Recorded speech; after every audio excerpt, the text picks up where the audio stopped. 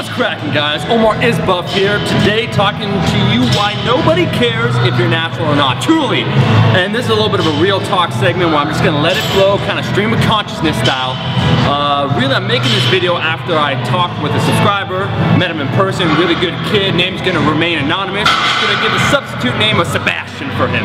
And Sebastian was little Sebastian. He was jaded, okay, first of all, because I'm not training my calves and I'm hogging this machine, but second of all, because a lot of the people that he respects or knows or looks up to, he's finding out that they're not natural, and his whole world's kind of being turned upside down. He has a lot of his friends are a little bit older, they're thinking about competing, getting into powerlifting, maybe even bodybuilding, and some of them have begun to use, and he's wondering what the fuck should he do? Should he hop on? You know, why are his friends doing this? And some of his friends are even going to be competing drug tested even though they're not natural. So it creates this kind of quandary, and so I was talking to him a bit, and I said, ultimately, man, you gotta do you. Nobody really cares if you're natural or not. Nobody cares if you use steroids. Nobody cares what your lifts are.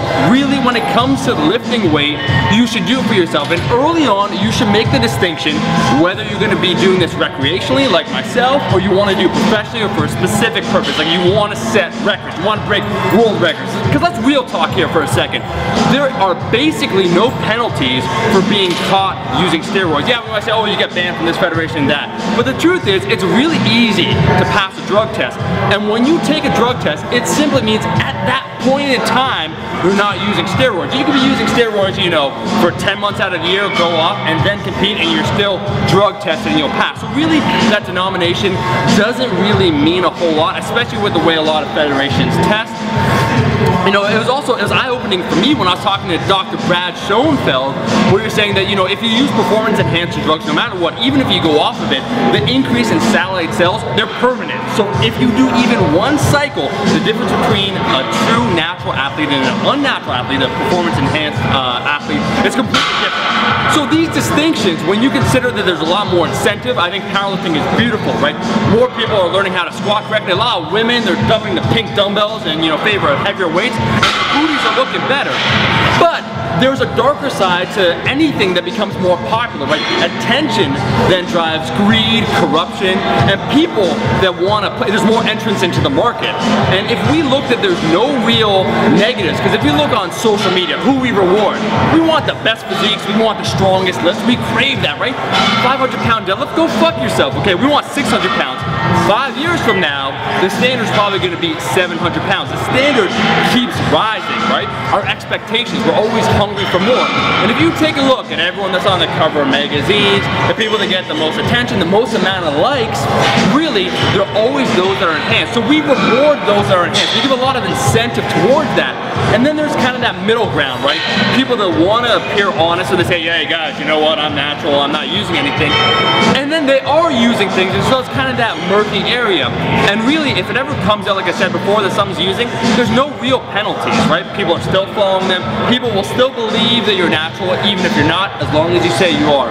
So when it comes to little Sebastian, wondering this, man, like, what the fuck should I do? Like, all these people seem like my friends are getting away with doing this, right? And he knows now a lot of people that he looked up to. He didn't realize, I guess, you know, he's young, that a lot of these people did use performance-enhancing drugs. You gotta do it for yourself. You gotta decide. If you're gonna do it recreationally, then it shouldn't matter what anyone else is doing, right? Me personally, I couldn't give two tugs of a dead dog's cock what anyone else is doing, right? If you pull 700 pounds, whoop-de-fucking, that's awesome for you, but it doesn't affect me.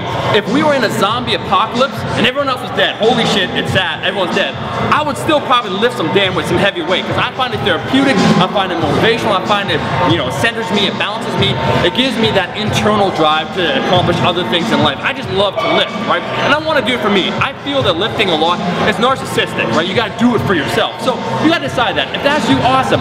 If you want to be competitive, then you do have to start to think of those other options. And it's no judgment, man. If you decide to use that, as long as you're transparent, Nobody, once again, I don't care. I think that's awesome. Go ahead, do you, right?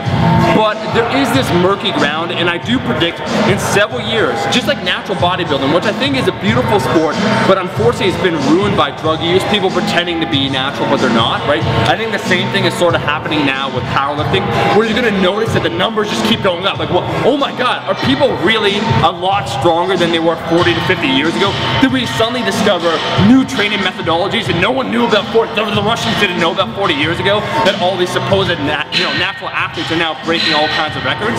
No, okay? The true answer, the gap of what's occurring right now are people hopping on and saying they're not. So there's this big chasm that's occurring, and you gotta decide for yourself what's right. It ultimately comes down to you. You need to do you. So for all the Sebastians out there, I was a young lifter one time, I was naive, I didn't know who was using, who wasn't using. You gotta decide what's right for you. Me personally, I preach, the natural life, because that's my choice, right? I'm a recreational lifter, but don't let it deter you, don't let it demotivate you, because what happens, just like in natural bodybuilding, right, where it becomes so unattainable, it's like, man, I've been training now for like 6-7 years, why don't I look like X? It's because, well, X is enhanced. Same idea that's gonna happen to me with powerlifting. It's like, why am I not pulling 700 pounds? I'm also 180 pounds, I've been training for 8 years, I've been following Shaco, I've been following Smolov, I've been doing Smolov Junior, I've done Cuba, I've been doing 5-3-1, what's going on? I can only pull 610 pounds. That's because there is that gap. So do you, be proud of you, and as always, I feel you should be transparent. Be you, man, do you. That's it, I've rambled enough. Thank you so much for watching the video. This has been Omar Is Buff, preaching on the calf machine. It's something happens when I sit on this machine and, I just start spewing, just start spitting out magic. And, if you like the video, make sure you like this damn video, and I'll be seeing all you guys, my rascals, in that next one. Peace.